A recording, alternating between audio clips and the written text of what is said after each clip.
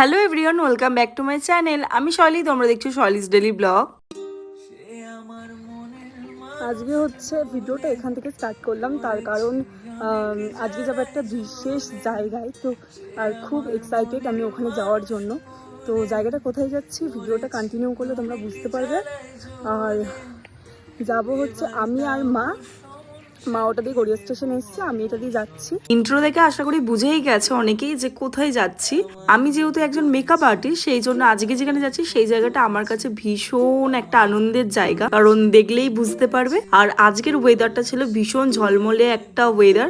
আর অনেক দিন পর না মা আর আমি আজকে একটু অন্য কোথাও বেরোচ্ছি দুজনে একসাথে, কারণ একসাথে এখন আর বেরোনোই হয় না বলতে পারো, কারণ আমিও আর বেরোই না ওইভাবে, মাও কাজের মধ্যে ব্যস্ত থাকে আর হয়ে ওঠে না। আর মায়ের সাথে না বাইরে বেরোতে আমার ভীষণ ভালো লাগে, কারণ যা আবদার করি মা সঙ্গে সঙ্গে কিনে দেয়। আর আমি আসার খানিক আগে মা চলে এসেছে, মা এদিকে এসেই আগে টিকিট কেটে নিয়েছে, তারপর আমরা সামনের দিকে এগোতে থাকলাম। এবার তাহলে শোনো যাচ্ছি কোথায়। যাচ্ছি হচ্ছে টিটাগড়। তার জন্য সবার ফার্স্টে চলে এলাম গড়িয়া স্টেশন। এখান থেকে যাব ট্রেনে করে শিয়ালদা, তারপরে যাব টিটাগড়। তো ট্রেনে উঠে তো দাঁড়ানোর পর এদিকে আমাদের সিটও পেয়ে গিয়েছিলাম, কারণ অফ টাইমে যাচ্ছি বলে এদিকেই সিটটা পেয়েছি। খানিকক্ষণ ট্রেনে জার্নি করার পর চলে এলাম শিয়ালদা এলেই তো এত লোকের ভিড়, কিন্তু সেই দিন একটু অন্তত ফাঁকাই ছিল আমার মনে হচ্ছিল। আর যেহেতু আমরা যাবো টিটাগড়, সেই জন্য সবার ফার্স্টে আমরা নর্থের দিকে গেলাম, কারণ ওই দিক থেকে ট্রেনটা আমরা পাবো। আর লাকিলি ভাবে পেয়েও গেছি, কারণ বেশিক্ষণ ওয়েট করতেই হয়নি। আরো 20 মিনিট জার্নি করার পর চলে এলাম টিটাগড়ে। আর আমাদের গন্তব্যস্থলটা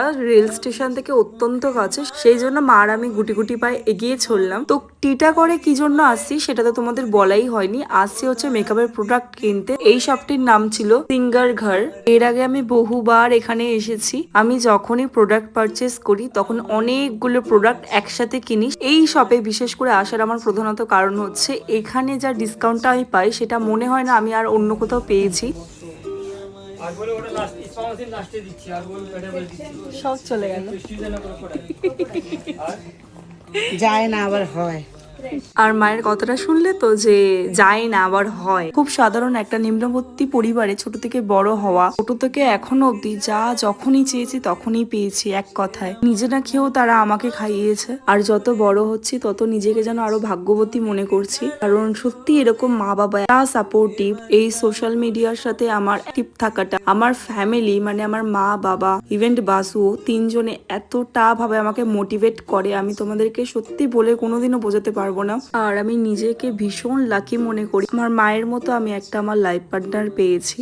বাড়ি এসে তো ঝটপট দুপুরের খাবারটাও খেয়ে নিলাম। আর আজকে কি কি কিনলাম তো সমস্ত জিনিসটা তোমাদের কাছে দেখানোর চেষ্টা করলাম।